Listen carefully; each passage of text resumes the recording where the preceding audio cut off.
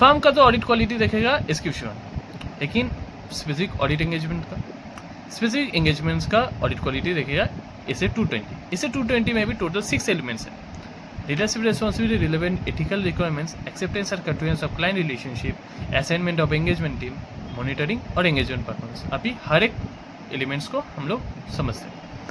Leadership responsibility में क्या बोला गया है कि ये एंगेजमेंट पार्टनर का रिस्पॉन्सिबिलिटी होगा टू एम्फसाइज किस चीज़ को लेके, that the quality is essential, quality essential है। एंड दूसरा चीज़ क्या है, importance to audit quality of performing work that complies with professional standard, मतलब वो वर्क करो जो प्रोफेशनल स्टैंडर्ड को कंप्लाई करे। Relevant ethical requirements, relevant ethical requirement में क्या बोला गया है कि उसमें जो एंगेजमेंट पार्टनर है उसका ये रिस्पॉन्सिबिलिटी होगा कि जो भी पर्सनल है, जो भी असिस्टेंट, सबका वो कंप्लाई करे रिलेवेंट एथिकल रिक्वायरमेंट्स, जैसे कि इंटीग्रिटी हो गया, ऑब्जेक्टिविटी हो गया और प्रोफेशनल कॉम्पिटेंस हो गया, कॉन्फिडेंशियलिटी हो गया, ये सारे।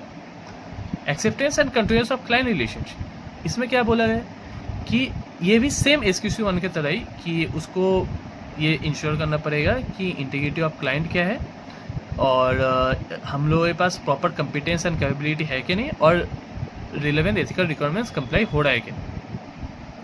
असाइनमेंट ऑफ एंगेजमेंट टीम, उसमें क्या बोला गया है कि असाइनमेंट ऑफ एंगेजमेंट टीम में बोला गया है कि जो भी पर्सनल होगा वो कॉम्पिटेंट एंड कैपेबल होगा वो एंगेजमेंट परफॉर्मेंस करने के लिए, ठीक है।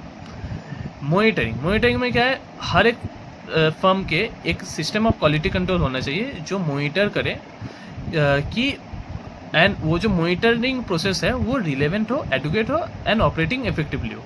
और एंगेजमेंट परफॉर्मेंस में क्या बोला है कि ये एंगेजमेंट पार्टनर का रिस्पॉन्सिबिलिटी होगा that performing work that complies with professional standard. उसके साथ साथ एक तो रिव्यू करो वर्क को, दूसरा है अगर कोई टफ मैटर आया या फिर कोई डिफ़िकल्ट मैटर है उसमें आप कंसल्टेशन लेना भी ये ऑडिट क्वालिटी बढ़ाता है, ठीक है।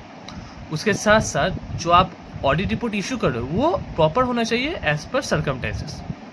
ऐसे और बहुत सारे ऑडिट के कंसेप्ट को अगर आप शॉर्ट पे समझना चाहते हो तो आप ये चैनल को फॉलो कीजिए और मिलते हैं अगले वीडियो में। बाय।